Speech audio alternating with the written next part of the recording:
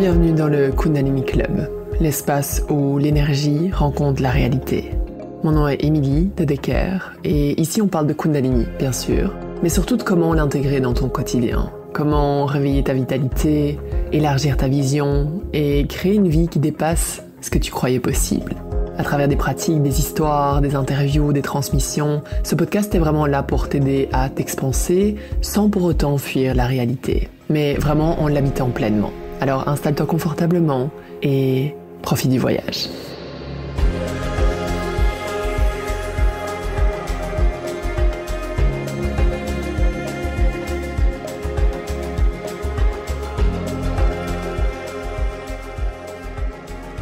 Bienvenue à toi dans ce nouvel épisode du Kundalini Club. Ça fait longtemps que j'ai l'impression que je suis plus venue ici. Et c'est peut-être parce qu'il y a énormément de choses qui se passent et j'ai vraiment décidé de partager mon processus en toute authenticité. Et même si c'est quelque chose que j'ai beaucoup fait en fait depuis le début, là j'ai l'impression d'arriver encore ailleurs au niveau de l'authenticité, de vraiment encore avoir fait face à certaines de mes limitations, de certains de mes schémas en fait. Et là, tout m'appelle à vraiment réaligner mon business, réaligner ma vie et de partager en fait ce que je vis dans l'imperfection. D'accord ? Il y a toujours cette envie, plus on avance dans notre vie et dans notre business, donc là je vais pas parler de business aujourd'hui, mais le podcast c'est plus vraiment à propos de ça. Il y a comme un côté sérieux qui s'installe et donc il y a des choses où on se dit ah mais ça je peux peut-être pas en parler, ou il faut que je fasse bonne figure par rapport à ci ou par rapport à ça. Et je me rends compte à quel point ma mission va bien au-delà même du yoga Kundalini. C'est vraiment d'accompagner les femmes à une reconnexion profonde à la joie et à qui elles sont réellement. Et c'est drôle parce que l'univers me challenge là-dedans, donc j'ai beaucoup de prise de conscience. Aujourd'hui, je suis un peu dans un état euphorique et d'excitation. Et la raison pour laquelle je suis moins venue, j'ai beaucoup plus de mal à me poser, à créer du contenu, c'est parce que je me rends compte que je suis très fort dans l'énergie féminine, très fort dans l'expérience. Et de un, j'ai du mal à mettre des mots dessus. De deux, il y a tellement de choses que j'ai envie de partager, mais j'ai pas encore envie de le faire complètement. J'ai pas envie de m'asseoir derrière un ordinateur et de créer, tout simplement, parce que j'ai l'impression que ça casse vraiment le flow. Et c'est ce que j'ai fait beaucoup, peut-être sur la dernière année, ou les 2 dernières années. Et je me dis, en fait, j'ai vraiment envie de chambouler tout ça. Donc, je viens totalement imparfaitement. La seule chose que je sais par rapport à ce podcast, c'est que j'ai envie de raconter, d'utiliser du moins une histoire qui s'est passée dans ma vie comme tremplin pour voir comment ça résonne chez toi et voir ce que tu penses de ça éventuellement, comment ça résonne, est-ce qu'il y a des choses que tu as envie de changer du coup dans ta vie où tu dis ah bah ouais c'est vrai que peut-être qu'il y a ci ou ça que je fais et qui m'éloigne en fait de qui je suis réellement. Donc installe-toi confortablement. Je serais vraiment curieuse de savoir où tu es quand tu écoutes ce podcast, donc n'hésite pas à le partager dans une story et me taguer, que je vois, est-ce que t'es au volant, est-ce que t'es chez toi, est-ce que t'es en train de cuisiner, n'importe, j'ai vraiment envie de voir comment ce podcast vit. Pour moi, c'est très important, la connexion, au-delà du monologue que je suis en train de faire. Et donc, une des choses qui s'est passée dernièrement, c'est que je me suis inscrite à un mastermind. Donc, normalement, c'est un mastermind de 1 an. Aujourd'hui, on est le 10 juin. Et donc, on était dans le 3e mois de ce mastermind. Et la personne qui l'organise nous a annoncé qu'elle décidait, donc elle m'a contacté personnellement pour me dire que finalement, elle sentait que c'était pas complètement aligné, elle voyait vraiment que sa mission était ailleurs et donc elle mettait fin au mastermind. Et ma première réaction, ça a été génial, je suis super contente pour toi et puis je trouve ça très cool que tu nous le partages en fait, que tu restes pas dans un truc qui te plaît pas. Et donc, let's go quoi, amuse-toi dans ton business. Et quand j'ai entendu son message, donc là je suis en train de vous faire ce podcast, et là il y a une belle petite marmotte qui passe, donc là c'est la vie au Québec, qui est en train de passer devant moi, je vous partage mon décor, je suis face à ma fenêtre, et qui sont d'ailleurs énormes ces marmottes ici, c'est assez incroyable. Et donc elle partage ça, moi je suis vraiment super enthousiaste et j'étais en train de marcher. Suite à ça, me vient la réflexion de j'aime en fait les gens, j'aime être entourée de gens qui me donne la permission d'être encore plus qui je suis. Et donc, quand elle décide d'arrêter le mastermind, elle s'autorise à faire quelque chose que plein de gens n'oseraient jamais faire parce qu'il faut qu'est-ce que les gens vont penser, j'avais fait une promesse et tout ça. Donc, il y a mon chat aussi en background. Et donc, elle me donne l'autorisation d'être moi. Et je repense à d'autres leaders, en fait, que j'aime beaucoup et qui ont pour moi été vraiment comme des bouffées d'oxygène. Et j'ai laissé mariner la chose pendant quelques jours et je me suis vraiment rendu compte que dans ma vie, c'est ça que je priorise. Les gens qui me montrent que je peux être qui j'ai envie d'être. C'est aussi simple que ça. Versus des gens qui me mettent dans une boîte. Et c'est drôle parce que j'ai vécu exactement les opposés en fait dans la même journée. C'est-à-dire que j'ai été trigger par quelque chose que je pouvais ressentir vraiment auparavant, c'est-à-dire vraiment une empreinte rigide, culturelle, de jugement, de il faut être comme ci, il faut être comme ça. Et vraiment, j'ai senti dans mon corps à quel point ça allait me chercher, cette ancienne rigidité que j'ai beaucoup rejetée en fait. Et donc je me suis dit, ok, c'est vraiment ça que j'ai envie d'aller offrir aux gens, moi aussi. C'est cette autorisation à être exactement qui tu as envie d'être et de t'accompagner là-dedans et de t'éloigner en fait, en tout cas moi c'est mon objectif, de m'éloigner et de réussir à rester vraiment dans mon satnam, dans ma vérité, même quand je fais face à du jugement ou les peurs des autres ou les croyances des autres et accueillir ça juste de l'espace de compassion et d'amour. Et j'aime pas partir tellement là-dedans non plus parce que je veux pas faire la promotion du il faut juste être dans l'amour et dans la bienveillance et tout ça parce que c'est pas la réalité en fait. Il y a toute une palette d'émotions qu'on vit en tant qu'être humain et c'est tout à fait normal. Mais c'est juste de faire en sorte que ça n'accroche plus quelque chose à l'intérieur de toi, tout simplement. Que tu puisses continuer à vivre en fait sans ressasser le truc pendant 3 heures. Et donc cette discussion que j'ai avec ma coach et qui arrête son mastermind m'amène à la réflexion. Donc pendant que j'étais dans ma promenade, je réfléchissais à ça et je me dis, sans vouloir me lancer des fleurs, mais juste j'aime bien la réaction que j'ai eue en fait et que j'ai généralement quand par exemple une amie veut pas faire un truc en dernière minute ou que les plans changent ou quoi que ce soit. Je suis toujours assez cool par rapport à ça parce que je sais que la vie, c'est tout. Et je préfère que quelqu'un se respecte plutôt que se force en fait à aller dans un truc qu'il aime pas. Je pense que beaucoup ont été éduqués là-dedans en fait, il faut que tu fasses ce que t'aimes pas, c'est tout en fait. Et moi en fait mon message c'est de dire non. Ici, ce que j'ai vraiment envie d'amener comme réflexion, c'est quelles sont vraiment tes valeurs profondes que tu dis avoir envie de vivre et de manifester, et dans la réalité, tu fais les choses différemment par habitude. Je te donne un exemple. Si ça t'était arrivé, est-ce que tu es dans un programme, par exemple, et pour toi, c'est super important, tu veux créer un business de liberté, puis tu veux tout ça, et toi, avec tes coachs ou les programmes dans lesquels tu rentres, tu veux que ça se fasse d'une certaine façon, puis s'il y a un changement, ça t'énerve, et tu sens qu'il y a vraiment une certaine rigidité par rapport à ça.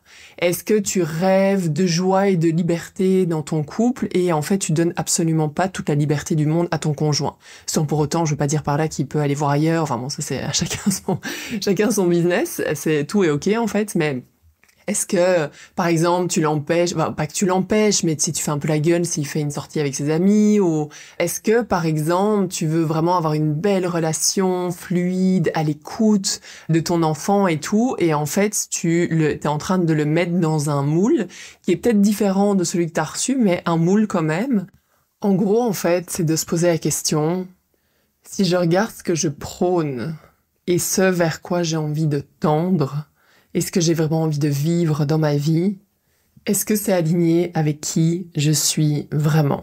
Et c'est pour ça que je partage que dans mon parcours, j'ai dû apprendre à aller contre nature. Et ce qui est absurde parce que tout ce que je mets en avant, c'est de revenir à son essence. Donc il y a ce paradoxe-là. Sauf que il faut apprendre à aller contre ce qui nous a été inculqué, imposé, le cadre qu'on s'est mis, les peurs qu'on a développées, toutes ces choses-là, il y a tout un tas de parts à l'intérieur de nous qui sont restées bloquées à un moment donné dans notre vie parce qu'on a vécu tous des choses qui ont créé des empreintes sur nous et on agit encore aujourd'hui à partir de certaines de ces parts. Et c'est là où il faut apprendre vraiment à aller contre nature, à regarder ces parts en face, à comprendre en fait le jeu auquel on joue et petit à petit enlever tout ça pour revenir vraiment au soi avec un grand S, qui est vraiment un espace non touché, non blessé, et qui touche à l'amour infini. Et ce sera peut-être une autre discussion, je vais juste en toucher un mot ici, parce que pour moi c'est vraiment important. J'ai jamais aimé le mot, tiens, j'ai eu mon éveil à... Je sais pas ce qui me dérange en fait là-dedans, mais c'est quelque chose... Parce que pour moi, en fait, la vie entière est ton éveil. Oui, on peut avoir des moments un peu plus intenses, vraiment des très grandes prises de conscience ou des très grandes expériences, évidemment. Mais j'imagine que c'est le côté un peu, moi je l'ai vécu puis toi tu l'as pas vécu, qui me dérange. Et pour moi, c'est vraiment un chemin, le chemin d'une vie. Et je pense que j'aimerais faire vraiment tout un épisode sur ce qu'est vraiment l'éveil. Parce que je pense qu'il y a une incompréhension, et que j'ai vécu moi-même aussi, de se dire, mais... Donc j'ai vécu toutes ces expériences, j'ai tellement étudié au niveau du développement personnel, de la spiritualité, je me suis mis dans tous ces contenants, je médite tout le temps, et là je revis encore ce truc, c'est une blague. Et donc il y a cette sorte de frustration. Et pour moi l'éveil, en fait, tout ce que c'est, et c'est drôle, parce que souvent on vit les choses par soi-même, et puis un jour on lit un livre, on écoute quelqu'un qui arrive vraiment à mettre des mots dessus et qui explique exactement ce que tu as vécu. Et je l'ai lu dernièrement, c'est pour ça que je te le partage. C'est l'éveil vraiment, c'est de voir toutes les parts qu'il y a à l'intérieur de soi, se rendre compte qu'il va y avoir des moments, on va vivre l'expérience humaine de moments qui vont être down et difficiles. C'est juste qu'on ne s'y accroche plus. Si je me revois il y a 9-10 ans, et que je relis mes carnets, j'étais dedans. Genre, ma vie, j'étais anxiété, j'étais stress, j'étais perdue, j'étais en manque de sens total, je vivais vraiment des épisodes d'anxiété beaucoup plus avancés, et je pensais que c'était ça ma vie, en fait. À partir du moment où on commence à voir ce qui se passe de plus grand qui se joue, voir notre part de responsabilité qui en fait, est-ce que c'est notre responsabilité? Notre responsabilité, c'est de regarder à l'intérieur et de voir ce qui se passe. Après, ce qui t'est arrivé n'est absolument pas ta responsabilité. Mais ce que tu décides d'en faire aujourd'hui est ta responsabilité. Et l'éveil ou de vivre dans un état plus éveillé, c'est vraiment de dire, ok, ça m'arrive. Donc là, comme je partage très régulièrement, il y a des moments où je suis down, j'ai une énergie fluctuante, je sais que je fonctionne comme ça, il y a des jours où, mais je m'y accroche plus, c'est tout. Je sais que ça va passer, je sais que ça fait partie du processus, je sais que je suis en train d'apprendre quelque chose, et je prends tout ça comme un jeu passager. Pourquoi? Parce que j'ai touché au soi, j'ai touché à cette énergie au-delà de tout ce qu'on peut imaginer de physique, en fait, de physique, de restreint. Il y a quelque chose de beaucoup, beaucoup plus grand. Voilà. Donc ça, c'était un petit, je te fais déjà un petit partage là-dessus. Mais donc, vois vraiment quels sont les écarts entre ce que tu prônes et ce que tu as envie de vivre et de manifester, et ce que tu fais vraiment à travers tes gestes, tes paroles, et ce que tu vis au quotidien. Est-ce que tu enlèves la liberté à d'autres personnes, ou est-ce que vraiment tu es très aligné et tu permets aux autres de vivre leur propre liberté, même si ça t'arrange pas toujours? Voilà. Et pour finir, sur la question de l'alignement, je me suis vraiment rendu compte que pour moi, évidemment, c'était la joie qui était très importante. Et je me rends compte que mon studio Kundalini Club, dernièrement, j'étais rentrée un peu en pilote automatique. Je fais mes lives une fois par semaine, je fais des pratiques spéciales nouvelle lune, pleine lune, et tout ça j'adore, mais on déborde de contenu sur le studio. Je me dis, là il y a comme trop, et il y a trop d'automatisme en fait dedans. Et je me suis dit, comment est-ce que je peux vraiment ramener la joie dedans? Et là ça a émergé aujourd'hui, et ça va être très très cool. Donc, si tu as envie de déjà rejoindre l'expérience, tu peux le faire maintenant. Donc, tu vas avoir les détails pour le Kundalini Club. Tu vas déjà accéder à des centaines de pratiques de yoga Kundalini qui transforment vraiment la vie, d'accord? Je veux pas dire par là que ça transforme pas la vie. Ce que je veux dire, c'est que ce que ça va devenir va être beaucoup plus grand.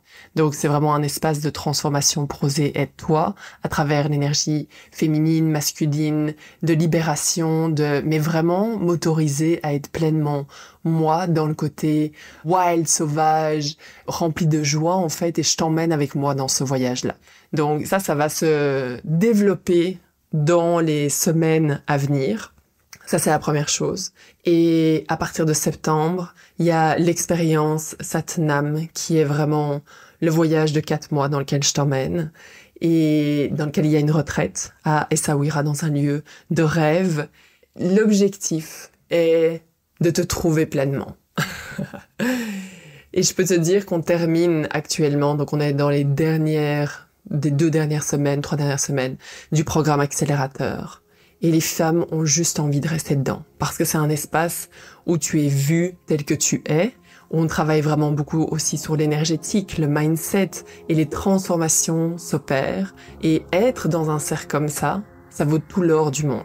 Il va y avoir évidemment des pratiques, il va y avoir je vais pas les appeler des programmes parce que j'ai pas encore envie de mettre vraiment des noms dessus. Mais ce qu'on va faire, c'est vraiment travailler sur ta capacité énergétique, sur ta joie, sur l'alignement dans ta vie et comment vraiment t'autoriser à être pleinement dans ton Satnam. Donc dans ta propre vérité. Tous les détails sont dans la légende. Il y a un prix spécial jusqu'au 30 juin. Donc si tu as des questions, pense à m'écrire avant. Et je serai plus que ravie de t'accompagner. Tu peux poser ta candidature également via le lien.